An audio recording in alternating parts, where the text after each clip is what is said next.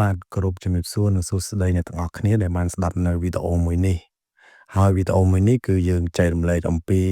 នីតិវិធីក្នុងការដាក់ពាក្យសុំកែប្រែទៅលើអឺសម្បត្តិបច្ចៈកំណើតដែលមានការខុសខ្ញុំយល់ឃើញថាបញ្ហាដែលខុសទៅលើបញ្ជីសម្បត្តិកំណើតហ្នឹងគឺវាជាបញ្ហាមួយដែលប្រជាពលរដ្ឋខ្មែរក៏ដូចជាសិស្សប្អូនៗហើយក៏ដូចជាអ្នកផ្សេងៗទៀតដែលគាត់ជួបប្រទះហើយជាពិសេសនោះគឺអ្នកដែលគេហៅថាអ្នកនៅតាមជនបទអីដែលខ្លះដែលប្រជាជនយើងមិនអត់ទាន់គាត់អត់សូវយល់ដឹងពី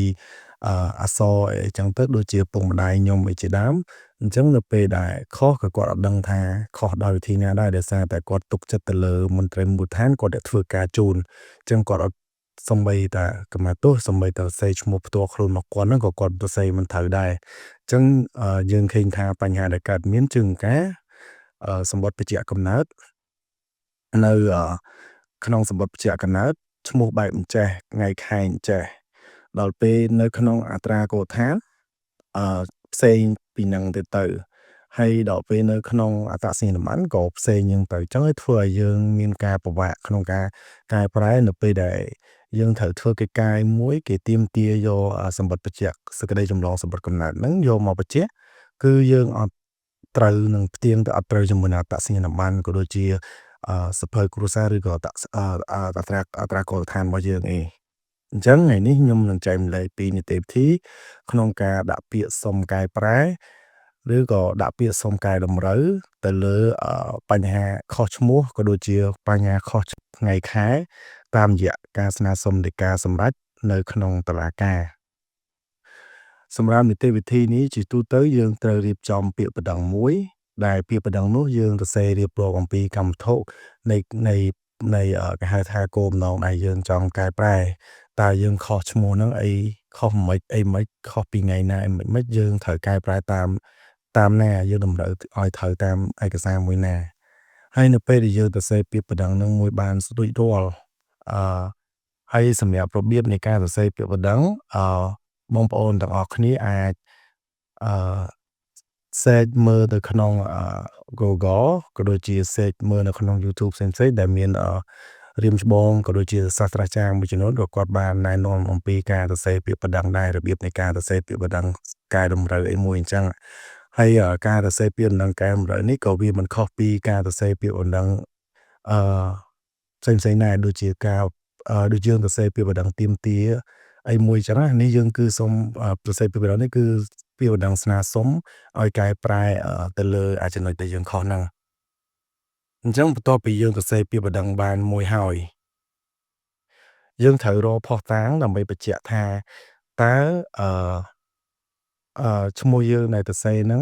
ដែលយើងកែតម្រូវហ្នឹងវាស្របទៅតាមអីខ្លះឧទាហរណ៍ថាបើយើងចង់កែឈ្មោះកូនរបស់យើងអញ្ចឹងកូនរបស់យើងហ្នឹងត្រូវមានសម្បត្តិសម្បត្តិកំណើតរបស់គាត់ឯកសារកាតសិស្សរបស់គាត់ក៏ដូចជាឯកសារសិក្ខាធិការិតឬក៏សៀវភៅតាមដានរបស់គាត់នៅសាលារបស់គាត់ហ្នឹងហើយក៏ដូចជាអត្តសញ្ញាណប័ណ្ណឪពុកម្ដាយសៀវភៅគ្រួសារហើយនិងអត្រាកូដដ្ឋានឪពុកម្ដាយចឹងអ្វីដែលយើងមានទាំងអស់ហ្នឹងគឺយើងត្រូវដាក់ចូលទៅសុំកែតម្រូវទៅលើសម្បត្តិបច្ចៈសេចក្តីបច្ចៈសំណងកំណត់ហ្នឹងសុំបច្ចៈសុំដូរអាហ្នឹងណាហើយយើងដាក់ផុសតាំងទៅយើងដាក់ទៅតុលាការដែលគេហៅថាសាលាជំរះក្តីជាន់ទាបហ្នឹងគឺសាលាដំបងបើយើងនៅខេត្តយើងដាក់នៅខេត្តដែលយើងកំពុងរស់នៅហ្នឹងហើយបើយើងនៅអឺនៅភ្នំពេញយើងដាក់នៅភ្នំពេញនៅរាជធានីភ្នំពេញអញ្ចឹងទៅអញ្ចឹងពេលដែលយើងដាក់ទៅបើតាមខ្ញុំមានបទពិសោធន៍បានធ្វើពេលដែលយើងដាក់ទៅរយៈពេលប្រហែលជាខ្ទង់មួយសប្តាហ៍អីខាងបើសិនជាមានការត្រូវកែតម្រូវការអីខាងតុលាការគាត់នឹងឲ្យយើងកែតម្រូវឬក៏បញ្ចូលនៅភស្តុតាងបន្ថែមដែលបញ្ជាក់ពីតាក់ទងមួយនឹងការសុំកែរបស់យើងហ្នឹងហើយបើសិនជាតាមនីតិវិធីគឺខ្ញុំធ្លាប់ធ្វើគឺបែបហ្នឹងហើយបន្ទាប់ពីយើងបានដាក់ពាក្យភស្តុតាងឲ្យចូលឲ្យអស់ហើយបន្ទាប់មកគាត់នឹងចេញសារក្រមមួយដែលសារក្រមហ្នឹងគឺសារក្រមទទួលស្គាល់ពីពាក្យសុំកែតម្រូវរបស់យើងហ្នឹង បន្ទាប់ពីបានសារក្រមទទួលស្គាល់ហ្នឹងហើយយើងត្រូវយកមកកែនៅក្នុងបើយើងនៅខេត្តយើងកែនៅក្នុងស្រុករបស់យើងនៅសាលាស្រុកដែលយើងទៅសុំបញ្ជាក់សេចក្តីចម្លងសំបុត្រកំណើតហ្នឹងហើយបើនៅភ្នំពេញយើងបញ្ជាក់នៅខណ្ឌរបស់យើងអញ្ចឹងទៅអញ្ចឹងយើងត្រូវសុំកែនៅនឹងមន្ត្រីនៅក្នុងដែលយោងទៅលើសារក្រមហ្នឹងគឺយើងអាចកែតម្រូវបានហើយអញ្ចឹងបើសិនបើទាំងអស់គ្នាមានចម្ងល់អីផ្សេងៗពាក់ព័ន្ធជាមួយនឹងនីតិវិធីនៃការដាក់ពាក្យកែតម្រូវហ្នឹងទាំងគ្នាអាច